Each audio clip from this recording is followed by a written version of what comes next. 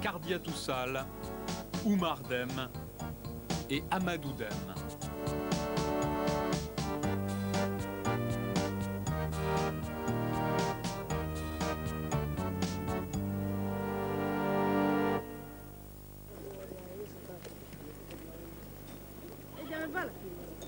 L'histoire des hommes de Ndouloumadj est celle de nombreux immigrés africains. Il y a 20 ou 30 ans, ils ont quitté leur village au nord du Sénégal pour venir travailler en banlieue parisienne. Et depuis leur arrivée en France, ils envoient tous les mois une partie de leur salaire en Afrique. D'abord individuelle, cette solidarité a vite été prise en charge par les associations villageoises qui, de foyer en cité, organisent la collecte. D'été en été, les hommes de Ndouloumadj quittent à tour de rôle les Mureaux ou Mantes-la-Jolie pour conduire leurs enfants chez eux, en Afrique. Cette année, pour sagacité, Sylvie Gillement et Pierre Bourgeois ont eu le privilège de les accompagner.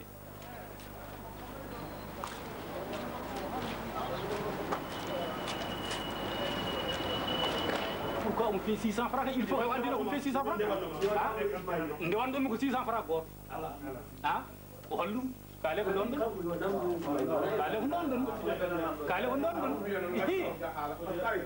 hay ko fenane ko jaw ay ko wuro je da ko dum en kala dum ko a jabani a ari do bandira ko ndendi keedi bangi kala ni mo hunde a jabani aron ki famodir de mumen donc bande do fo bidono wawi yantude ma dugu walla fidire walla godum fidita ko fenane donc wawi yantude hen tan ko halata arite kiise ko deweta ko min bima holko jiggoto da calda hal.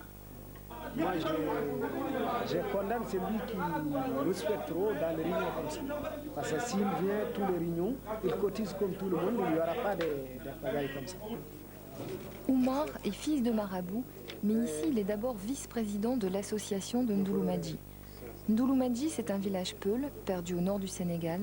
Chacun de ces hommes y est né. Chassés par la sécheresse ou l'envie de faire le voyage, ils n'oublient pas leur village. Ici, dans l'arrière-salle d'un foyer français, ils organisent son développement. Cette année, l'association a recueilli 71 000 francs. Pour être efficace, elle a adopté des règles strictes. Ici, comme là-bas, la loi du groupe est toujours la plus forte. Celui qui ne veut pas payer, en principe, il est sanctionné. Et quand il rentre au village, on écrit au village pour leur informer que le parent intéressé ne fait plus partie de l'association. Donc ça crée un isolement. Et qu'est-ce qui se passe alors? Après, il est exclu du village, il ne participe plus aux activités du village.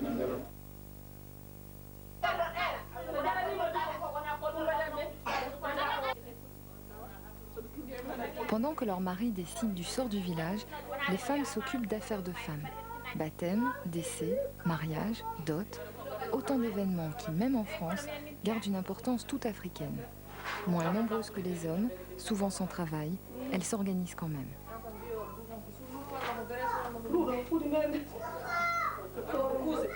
Quand vous voyez les hommes financer des projets très très précis, ça vous donne pas envie de faire la même chose qu'eux? Oui, ça nous donne envie, seulement qu'on n'a pas la possibilité. Si on travaillait, on ferait exactement les mêmes choses. Et qu'est-ce que vous pensez du fait que les hommes donnent autant d'argent pour les villages? C'est tout à fait normal parce que là, pour le développement de notre village, ce sont nos hommes, nos maris qui travaillent ici. Bon, ils cotisent de l'argent qu'ils mettent de côté pour leur projet. Mais vous ne trouvez pas que c'est un sacrifice trop lourd et que vous pourriez utiliser cet argent pour votre famille à vous ici? Non, pas du tout. C'est un sacrifice qu'on fait pour le village parce que là, le village là-bas, ce sont nos parents qui sont là-bas, ce sont nos amis qui sont là-bas. Et là, ce sont des gens qui sont presque sans ressources, donc il faut les aider. Je me souviens, les premiers jours de mon arrivée en France, j'ai vu qu'il y a tellement de différences avec l'Afrique. À l'époque, j'avais envie de repartir tout de suite. Mais petit à petit, j'ai m'habitué et puis finalement, j'ai pu rester.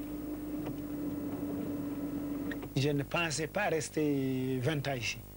Je pensais peut-être 1 an ou 2 ans. Mais finalement, avec la difficulté de la vie et tout ça là, ça n'a pas pu être comme j'avais pensé. Mais je n'ai jamais pensé de rester 20 ans ici, jamais. Ça va passer peut-être 1 an ou peut-être 2 ans, mais pas plus. Pas plus.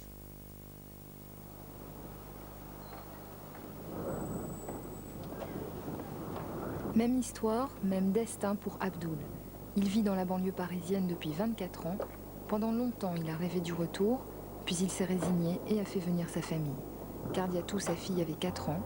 Aujourd'hui, Abdoul fait tout ce qu'il peut pour qu'elle n'oublie pas le village de ses ancêtres. Vous êtes fier d'envoyer votre fille au village? Oui, je suis fier de l'envoyer au village, parce que toute la famille l'attend là-bas. Ça représente beaucoup de choses pour moi. À partir du moment où je ne suis pas parti cette année, elle va donc me représenter là-bas auprès de la famille, auprès des amis, comme si c'était moi qui étais parti.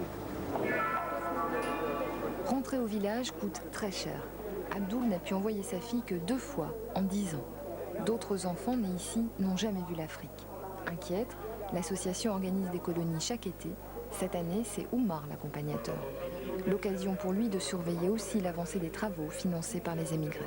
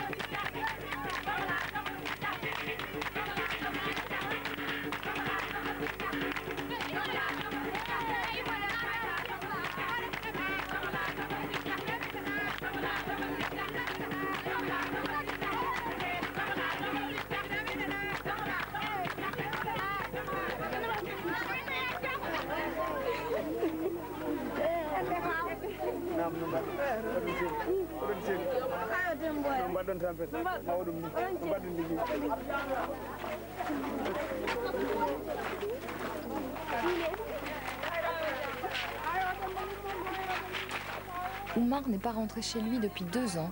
Son fils Amadou l'accompagne.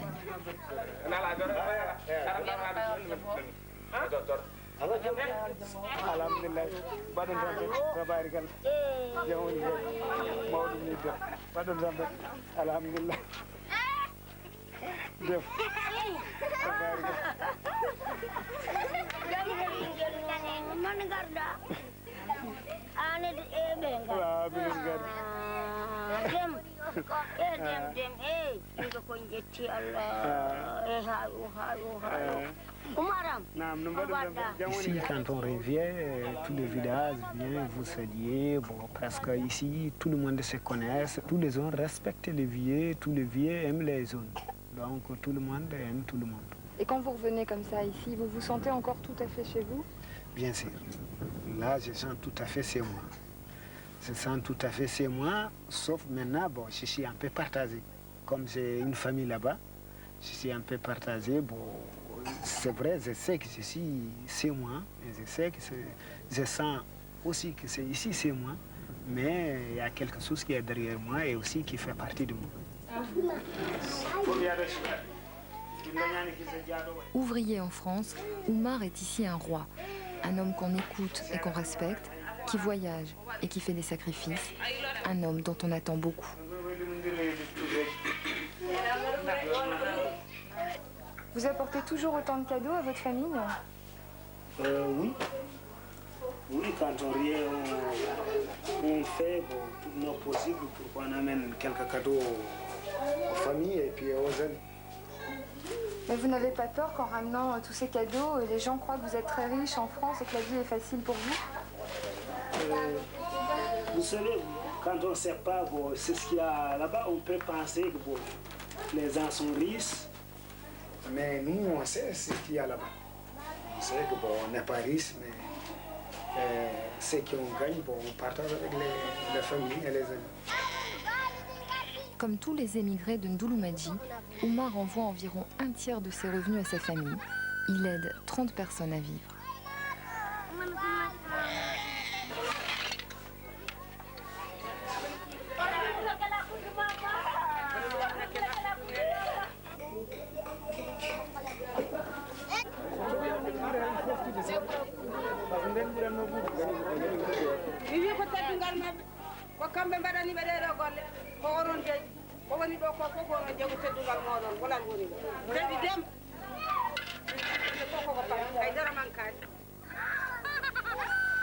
On vous fait quand même sentir que vous êtes les filles de ceux qui sont partis pour aider le village ou pas? Est-ce que ça vous le sentez?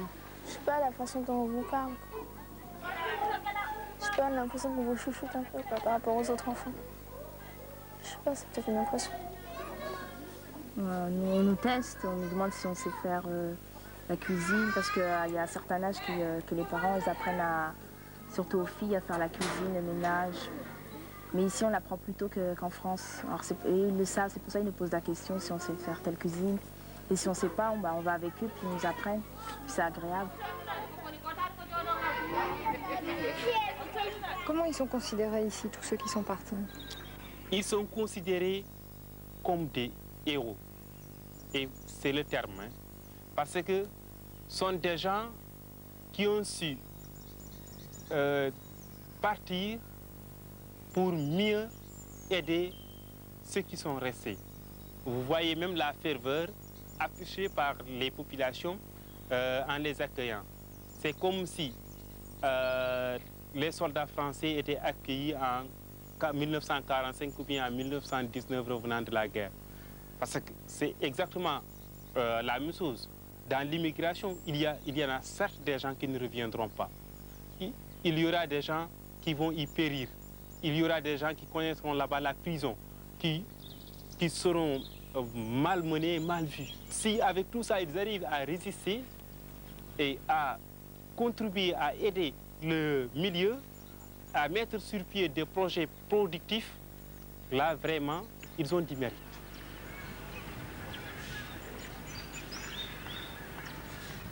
Vous voyez, ils sont en train de réparer là.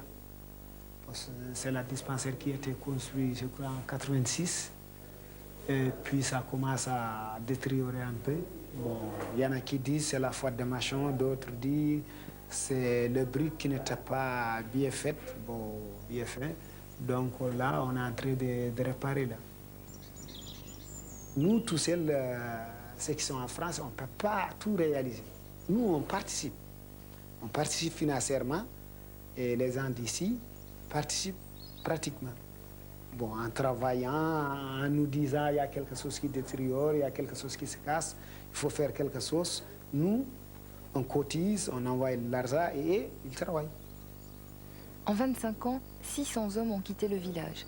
Grâce à leur argent envoyé de Dakar, du Gabon et de la France, on a construit un dispensaire, 2 écoles, 9 puits, un marché couvert et 2 mosquées.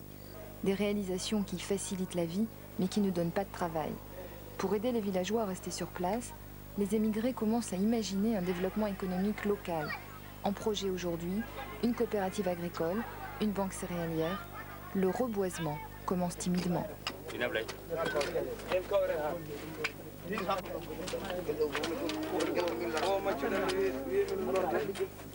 Ironie de l'histoire, les pères ont fui l'avancée du désert, les fils aujourd'hui replantent des arbres. L'occasion d'un jumelage franco-sénégalais, quand Amadou et ses copains de France reprendront l'avion, leurs cousins arroseront les plantes. Ici, dès l'enfance, on apprend que rien ne peut se faire sans solidarité. On apprend aussi que le développement désormais, c'est l'affaire de tous.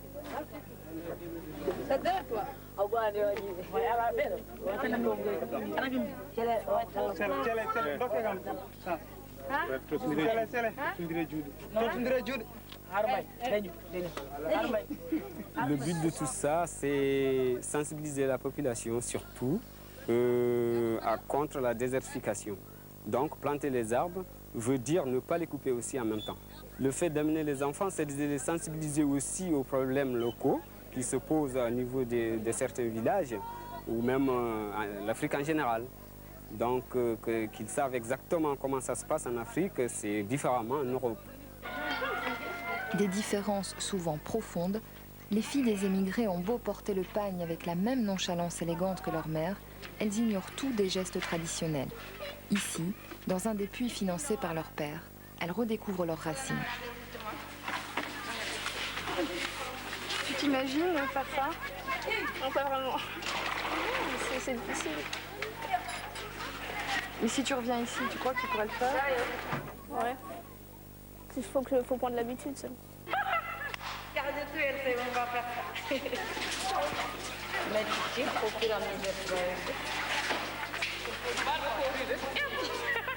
Touriste aujourd'hui, villageoise peut-être demain, comme Nafi, élevée en France, la cousine de Kardiatou s'est mariée au village, comme le veut la tradition. Elle a appris très tard ce qu'elle enseigne aujourd'hui entre deux éclats de rire. Ça me rappelle ma première année en 89, mon retour catastrophique, je peux le dire, ici au Sénégal. Parce que quand j'étais revenue en 89, là, j'étais comme elle, quoi. J'étais comme elle, la vie était toute nouvelle. Je connaissais presque rien. Puiser de l'eau surtout, pour moi c'était un problème. Parce que mes bras, là, c'était à chaque fois, là, c'était des déchirures par la corde, là. Qu'on tire parce que j'avais pas l'habitude. Et je me demandais pourquoi les autres étaient pas la même, c'était pas la même chose, quoi. Et maintenant, à chaque fois que je suis seule, je me demande, je dis comment j'ai fait ce gros effort là pour être comme elle. Et ton passage en France, finalement, il en reste quoi? Alors il reste des choses, il reste... Bien sûr, ça reste tout le temps parce qu'à chaque fois qu'on me voit, on me dit que tout de suite on peut dire que celle-là, c'est pas une fille de, c'est une immigrée, quoi. C'est pas une fille sénégalaise. Éduquée ici, née ici, fait tout, quoi. Il y a toujours la différence.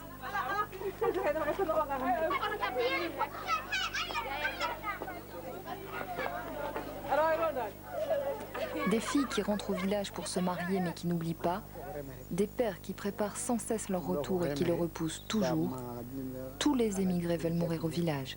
Pour leur retraite, ils se font construire une vraie maison, une maison en dur. Oumar fait pour la première fois visiter sa maison à son fils. Non, wanta oublier de saynis tulta. Do hen joni way remed. Tawa hak saynis tulta. Ayan to joni nana ina wadi gaw. Ah, ko gawri wattu? Gawri wonto. Wonto ko fof ko cayali gawri. On gari ga. Or heddiɓe ngoni? Eyyi, ɗo fuluruji. Hein? Est-ce que vous avez donné à Amadou une éducation africaine? Oui. Oui, nous, on donne souvent à nos enfants nos éducations. Nos éducations, ça veut dire de garder le contact avec les parents, de garder le contact avec des amis et avec toute la famille. Mais vous pensez qu'en étant élevé en France, un enfant, il peut rester à 100% africain? Non, pas à 100%. Pas à 100%. Si bon, un enfant africain qui naît en France et qui a grandi en France, il ne peut pas être un enfant africain à 100%. Ce qui est gênant, c'est qu'il oublie tous ses liens avec les Africains. Qu'il reste tout à fait un enfant français à 100%. Ça, c'est un peu gênant. Mais est-ce que vous avez envie qu'Amadou vive en France ou ici, à Ndouloumadi? Vous savez, ce n'est pas nous qui choisissons. Parce que nos parents n'ont pas choisi qu'on vit en France, mais voilà, que maintenant on vit en France. Donc, ce n'est pas à nous de choisir, mais ça peut lui arriver de rester en France ou de revenir. Ça, on ne peut pas prévoir. T'as envie de quoi, Amadou? Moi, j'ai envie, quand je reviens, je vais ici. Toi, tu as envie de vivre ici? Ouais, pas tout de suite. Quand je serai vieux. En attendant ce jour encore lointain, Amadou a retrouvé son cousin préféré, celui qui lui ressemble tellement, celui qu'il considère comme son grand frère.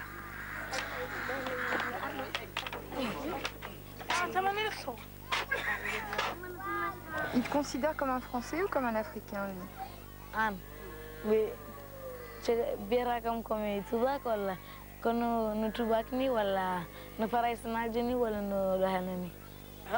Comme la France, on est africain. Il dit qu'il me considère comme un Français direct seulement, mais il ne me considère pas comme un Africain parce que comme je vis tout mon temps là-bas. Et ça te fait quoi que ton cousin, que tu considères comme ton frère, te prenne pour un Français? Je suis partagée parce qu'ici, quand je viens, ils disent qu'on est des étrangers. Et quand je vais en France, ils disent aussi qu'on est des étrangers. C'est dur de se sentir toujours étranger? Ouais, pour moi c'est dur. Parce que par exemple, on peut pas avoir de travail ici, on peut pas avoir de travail là-bas. Surtout si on est étranger des deux côtés. Si on me considère comme un étranger ici, là-bas, je sais pas qu'est-ce que je pourrais être alors. C'est comme si j'avais pas de ville. C'est comme si j'avais pas de pays. C'est comme si on est dans quelque part où il n'y avait rien du tout, où il n'y avait pas de pays et tout ça. C'est comme si j'étais né dans la mer.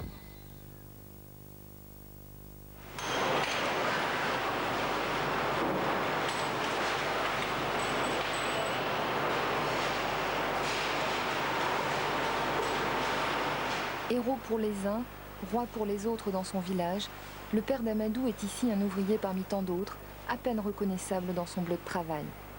Oumar fabrique des pièces pour automobiles depuis 20 ans. Il gagne 6 000 francs par mois. 6 000 francs pour vivre ici et s'acquitter de son devoir de solidarité là-bas. 20 ans d'usine pour lui et les autres émigrés de Ndouloumadji pour développer un village et gagner un nouveau statut social au pays des ancêtres. C'est vrai, bon, je ne suis pas malheureux dans ma vie aujourd'hui. Bon, je travaille, bon, je vis comme des ouvriers.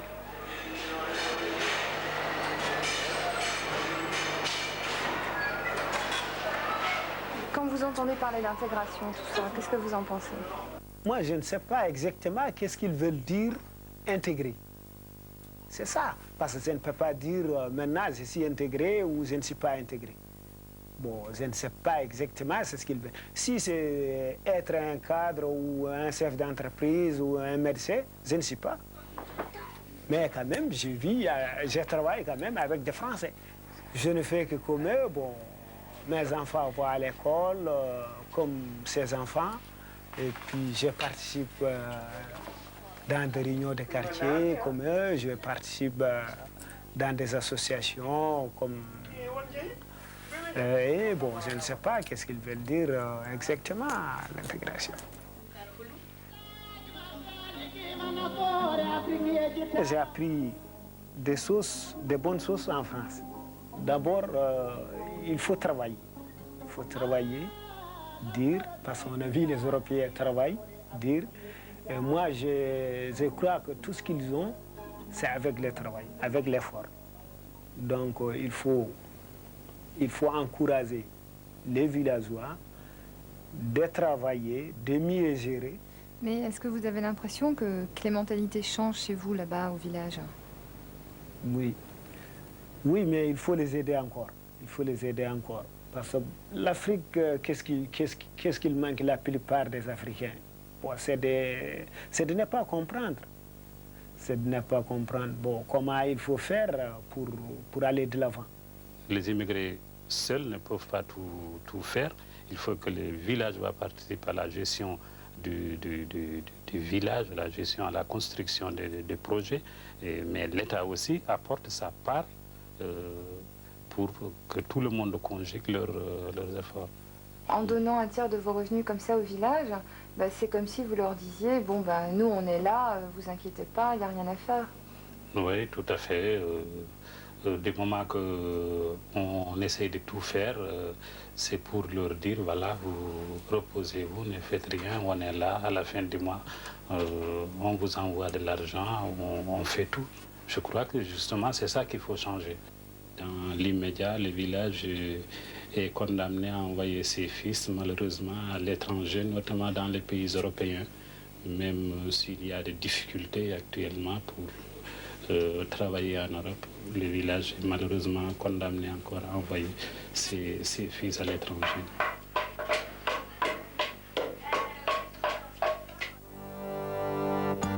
La semaine prochaine, Sagacité vous propose de découvrir la Cité des Pins à Vitrolles. Un film. Je reviens.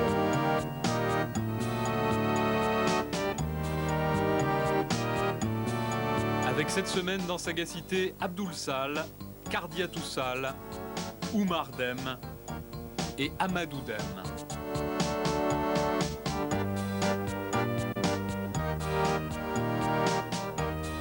Cette solidarité a vite été prise en charge par les associations villageoises qui, de foyer en cité, organisent la collecte.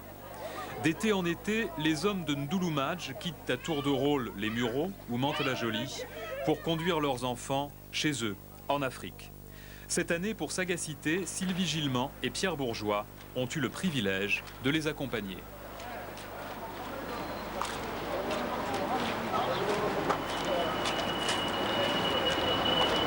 Pourquoi on fait 600 francs? Il faut revenir, on fait 600 francs. On demande 600 francs.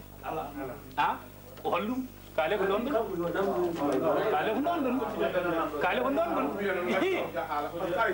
hay ko fenani ay ko wuro je da ko dum men kala dum ko a jabani a ari do bandira ko ndendi kedi bangi kala ni mo hunde a jabani aron ki